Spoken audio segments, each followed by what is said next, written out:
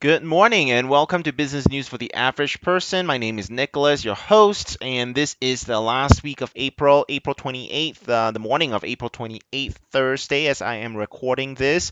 Took a few weeks off there and I decided to make some changes to how I will be hosting this channel. So instead of talking about the 25 things that's happening, I'm going to focus on just a literal handful and four or five things, perhaps maybe six, and make I guess stronger predictions of what I think you know how the news will affect the average person and explain the things in a little bit more detail. So to start off, okay, U.S. GDP fell at 1.4% pace for the first quarter of the year, so January, February, March of 2022, GDP fell. GDP or gross domestic product is just a sum of all the value of goods and services produced, right?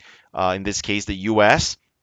So yeah, so one may say, yep, it's because of the interest rate that your increase, right? So yeah, it's worked as magic, yay. So what this means for the average person is that perhaps the expectation of an increase in interest rates at for the rest of 2022 may the expectation may not be there anymore, which is great for people but wanting to buy homes to borrow and all that, right? So that may not be a bad thing. And I also wanted to talk about this. NPR reports, this economy may be sturdier than it looks.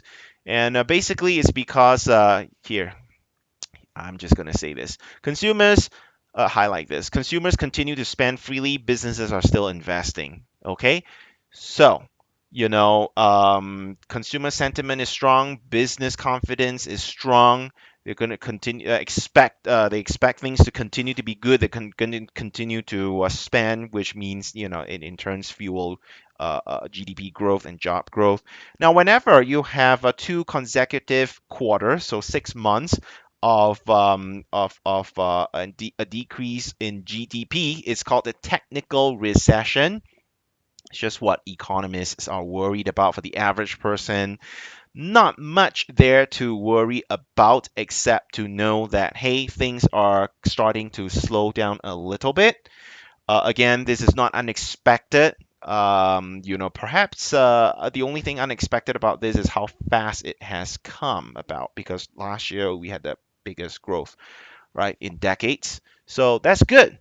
I also want to show you this, okay? Meta, which is the company that owns Facebook, shares surge 15% after Facebook parent beats earnings estimates. Okay? So, yeah. What this tells you, okay? Again, Facebook makes its money mostly from advertising. Businesses tend to advertise more when they feel times are good. Counterintuitively, marketing and advertising are one of the first areas that businesses cut when things are not doing so well. You might wonder why shouldn't they spend more money on advertising to create demand for their goods and services? I don't know. That is a mystery to me. Regardless, so this is one of those things that tell you, hey, economic growth is slowing, but business and consumer sentiment are strong. Okay, so mixed bag of mixed bag here, if you will. So what we will see is economic growth. Again, the only thing I will predict here is economic growth will start to slow down and interest rates may not go as high as the Fed had predicted they needed to do to keep inflation in check, which is not a bad thing for the average person. Okay, so next thing here, Delta will begin paying flight attendants for flight boarding time. So I'll be honest, before this news broke out, I did not know that flight attendants were not paid before the doors of the plane closed. Okay, so treat your flight attendants well. So this is in response to talks of Delta flight attendants unionizing. So I have to say, Delta management, you have to have a stronger response to that if you want to discourage your flight attendants from unionizing. I mean, yeah, we're gonna unionize. Okay, yes, we will pay you for a time that we should have paid you but never did before. I mean, what? Public relations disaster, at least, right? And very anemic management response by Delta too. Got to do a bit more, right? But what this Delta specific things that I want to talk to, aside from Delta specific things I want to talk to. This does tell you that worker rights and continue, worker expectations continue to grow, you know, and employers had better adjust to the job market and worker expectations of work conditions, of pay. In the last couple of weeks that I did not post, it was reported that a few more Starbucks locations, and I think even an Amazon warehouse, right, has successfully unionized. Okay, this is not the job market of 2009, 10, 11, 12, 13, even.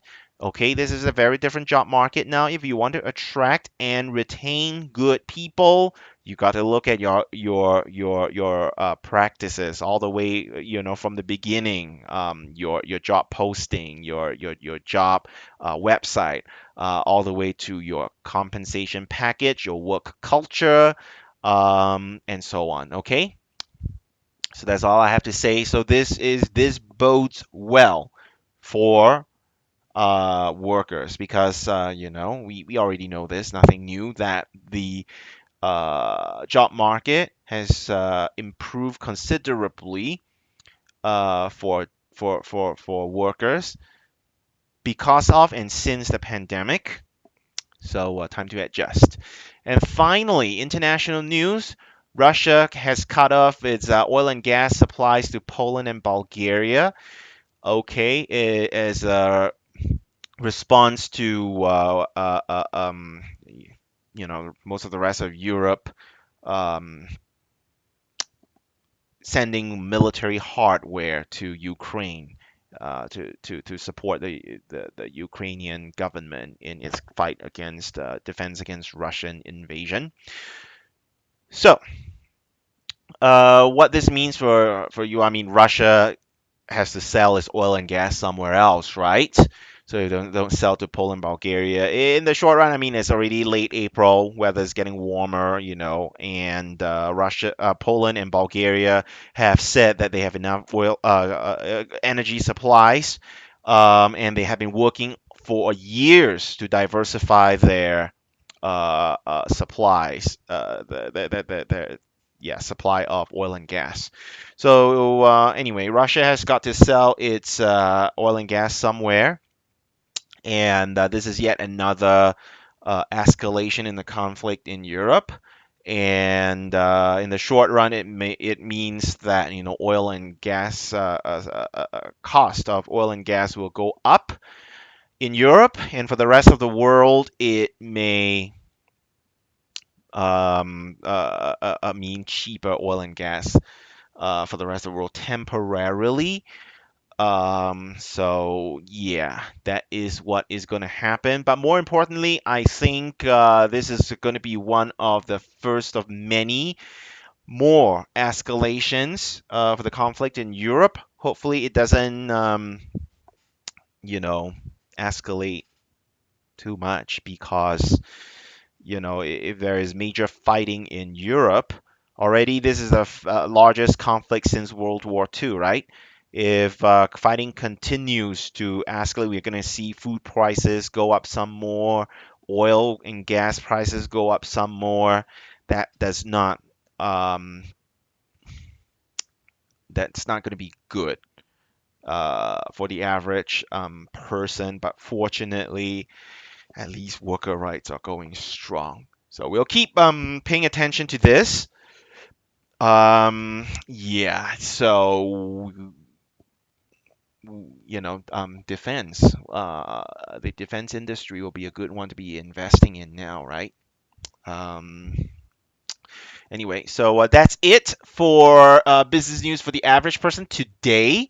And I will see you next month. Please share and subscribe and like so that we can grow this channel so that more people will get to understand what